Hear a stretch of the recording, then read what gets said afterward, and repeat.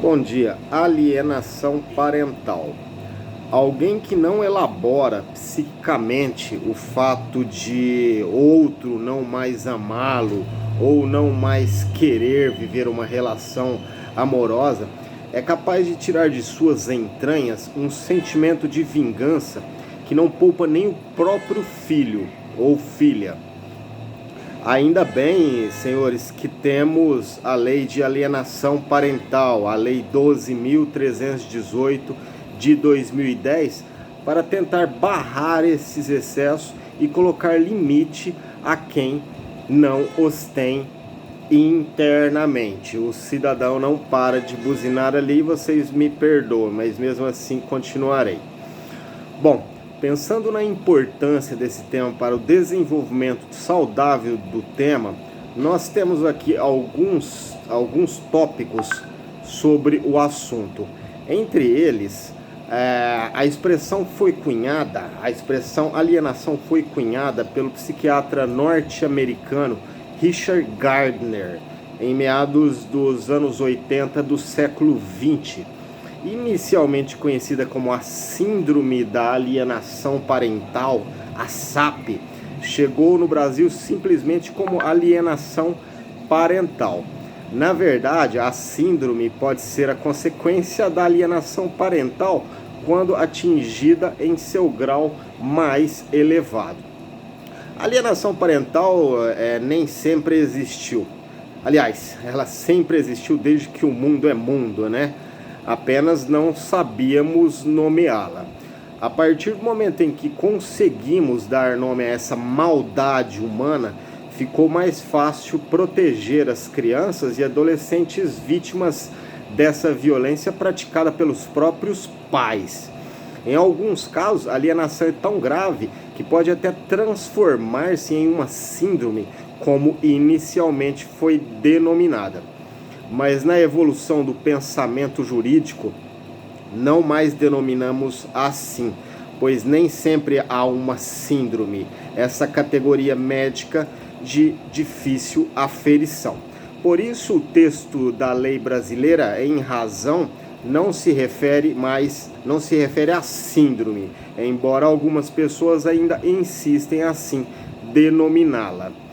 O alienador ele vai implantando na psique e memória do filho uma imagem negativa do outro genitor, de forma tal que seja ali alijado e alienado de forma da vida daquele pai ou mãe, a forma como aquele pai ou mãe vive.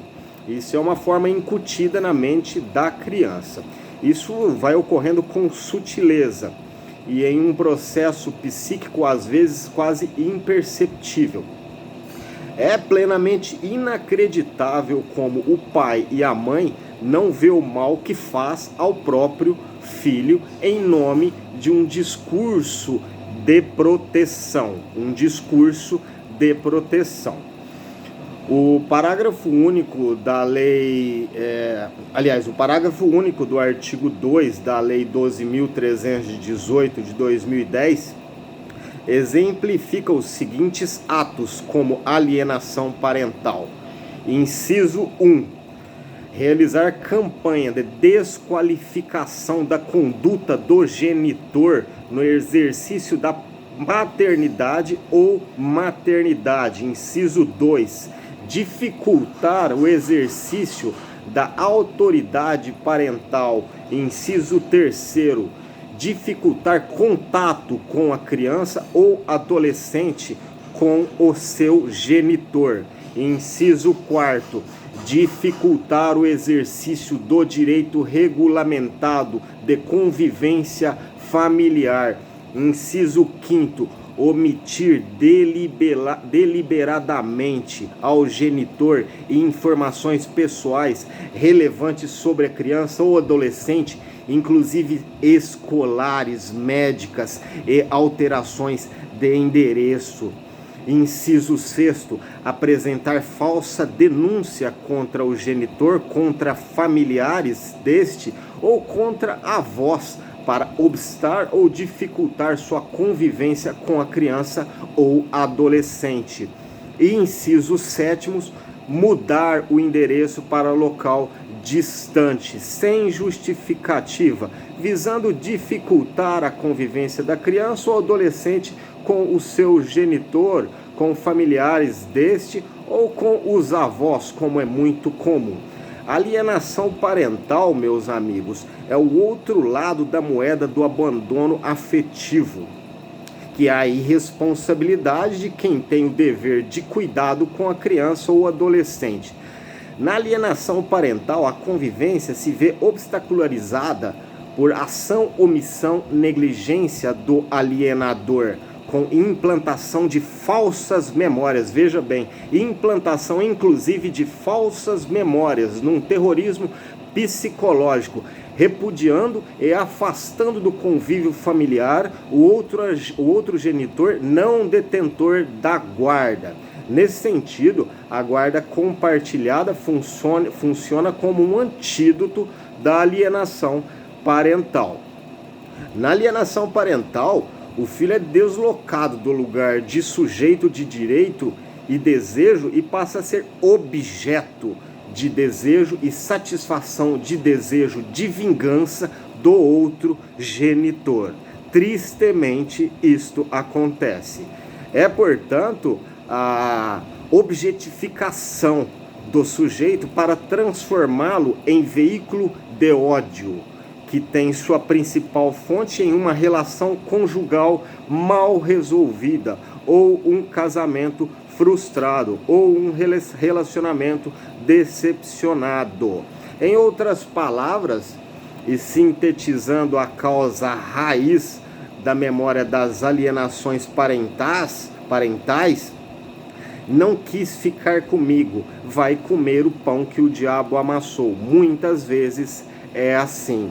Não vou deixar ver o filho, vou fazer a cabeça do filho contra. É sempre assim, quase sempre. Na verdade é um distúrbio, isso de quem detém a guarda momentânea. Mas como a gente vê no Brasil, agora é crime também. Na maioria das vezes, as provas da alienação parental são feitas por perícias, mas é possível também que sejam colhidas por cartas, bilhetes, e-mails, redes sociais em geral e testemunhas que comprovem esses atos.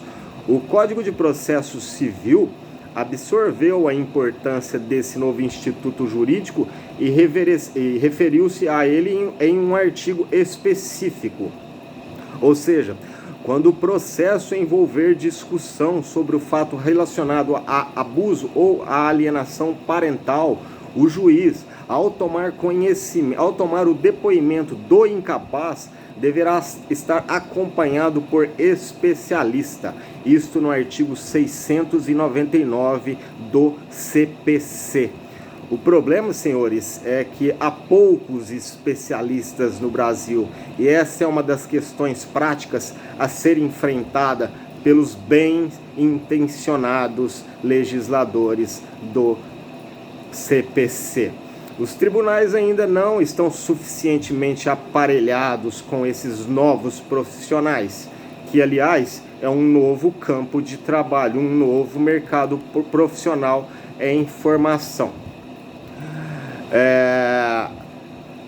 No Brasil, já caiu no conhecimento público, inclusive graças à divulgação na internet, sobre a questão da alienação parental. Assim, ela já produz, para além do efeito prático de punição ao alienador e contenção da prática de atos de alienação parental, um efeito psicológico e simbólico, pois todo pai ou mãe, a partir do conhecimento dessa lei e já tendo absorvido o seu conceito, estará sempre atento e deverá estar sempre atento. E aos principais sinais que já se acenda o alerta para que seja evitado, senhores. Além disso, a esperança de combate à alienação parental fica maior na medida em que o Código de Processo Civil deu destaque especial a essa prática abusiva de direitos contra as crianças e adolescentes, bem como a recomendação 32 do Conselho do Ministério Público, que espera-se seja realmente efetivada com a política pública fundamental do Ministério Público. As marcas da alienação parental são indeléveis. Os pais, senhores, eles não têm noção do mal que fazem aos próprios filhos quando falam mal do outro pai ou da outra mãe. Às vezes mais sutil, às vezes mais explícitos, aos poucos vão, mesmo sem perceber, implantando nos filhos uma imagem negativa daquele que é um dos responsáveis principais pela formação e estruturação psicológica da criança. Os malefícios causados aos próprios filhos nesses casos são tantos e tão violentos que dificilmente são reversíveis. Mas isso não acontece do dia para a noite, é aos poucos, quase imperceptível. Às vezes só verão esse estrago na psique do filho muito mais tarde. E aí, quando vir a consciência do mal feito a eles, já será tarde demais. E o arrependimento, senhores, de nada adiantará. Ou seja, as marcas são indeléveis. Portanto, evitemos, papais, mamães, esse tipo de prática covarde que é a alienação parental, que só prejudica a criança. Esqueçam suas rixas pessoais. Levem sua vida de uma forma leve. Deixem suas crianças viverem em paz como crianças. Tenham todos um bom dia de trabalho e não se esqueçam de se inscreverem no meu canal, Cristiano Covas Advogado. É só curtir aí embaixo e se inscrever. Deixa o seu like.